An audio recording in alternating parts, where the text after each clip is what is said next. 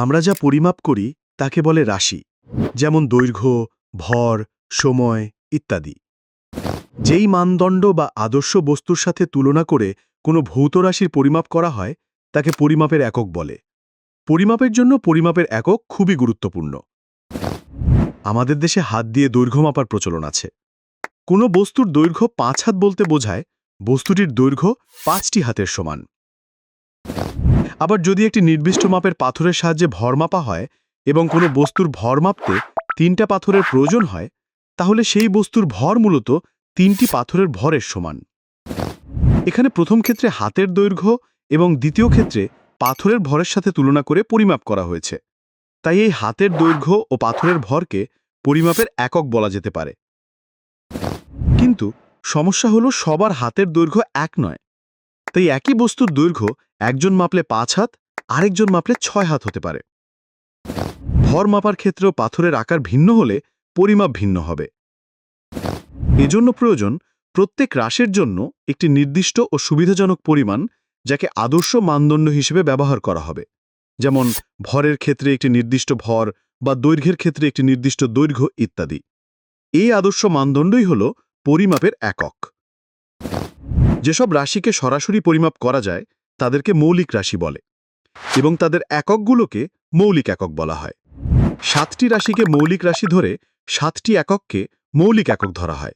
এগুলো হল দৈর্ঘ্যের একক মিটার, ভরের একক কিলোগ্রাম, সময়ের একক সেকেন্ড, তাপমাত্রার একক কেলভিন, বিদ্যুৎ প্রবাহের একক অ্যাম্পিয়ার, আলোক উজ্জ্বলের একক ক্যান্ডেলা, আর পদার্থের পরিমাণের একক মোল। যে সকল রাশি এক বা একাধিক মৌলিক রাশির সমন্বয়ে গঠিত তাদেরকে লব্ধ রাশি বা যৌগিক রাশি বলে এবং তাদের একককে যৌগিক একক বা লব্ধ একক বলে। যেমন ক্ষেত্রফল সমান দৈর্ঘ্য গুণন প্রস্থ। ক্ষেত্রফলের মান বের করার জন্য আলাদাভাবে দৈর্ঘ্য ও প্রস্থ পরিমাপ করে গুণ করে ক্ষেত্রফলের মান বের করতে হয় এবং ক্ষেত্রফলের একক পাওয়া যায় দৈর্ঘ্য ও প্রস্থের এককের গুণফল থেকে।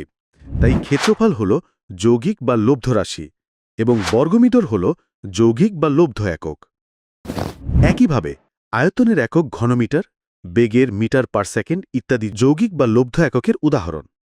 মানুষের উচ্চতা পরিমাপের ক্ষেত্রে আমরা ফুট ও ইঞ্চি ব্যবহার করি, আবার ক্ষেত্রবিশেষে মিটার ও সেন্টিমিটারও ব্যবহৃত হয়। যেমন একই মানুষের উচ্চতা সাধারণত আমরা বলি 5 ফুট 4 ইঞ্চি, আবার জাতীয় নিবন্ধন বা পাসপোর্টের ফর্ম পূরণের সময় আমরা লিখি 1 মিটার 61 সেন্টিমিটার। ভর পরিমাপের ক্ষেত্রেও কখনো কেজি আবার কখনো পাউন্ড ব্যবহৃত হয়। এরকম একই রাশি পরিমাপের জন্য ভিন্ন ভিন্ন এককের প্রচলন আছে। 3টি জনপ্রিয় প্রচলিত পদ্ধতি হচ্ছে এমকেএস, এফপিএস ও সিজিএস। এমকেএস পদ্ধতিতে দৈর্ঘ্যের একক মিটার, ভরের একক কিলোগ্রাম ও সময়ের একক সেকেন্ড। এফপিএস পদ্ধতিতে দৈর্ঘ্যের একক ফুট, ভরের একক পাউন্ড ও সময়ের একক সেকেন্ড।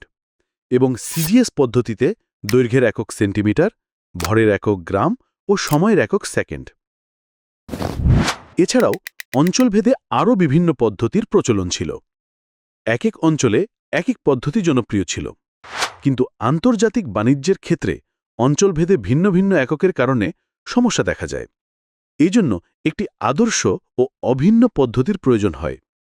1960 সাল থেকে সারা বিশ্বে একটি অভিন্ন পরিমাপ পদ্ধতি ব্যবহারের সিদ্ধান্ত হয়, যাকে এসআই বা ইন্টারন্যাশনাল সিস্টেম অফ ইউনিটস বলা হয়। এতে সকল ভৌত রাশির জন্য একক নির্দিষ্ট করে নির্ধারণ করা হয়েছে। আমরা যেই মৌলিক এককগুলো জেনেছি সেগুলো সবই এসআই পদ্ধতির একক।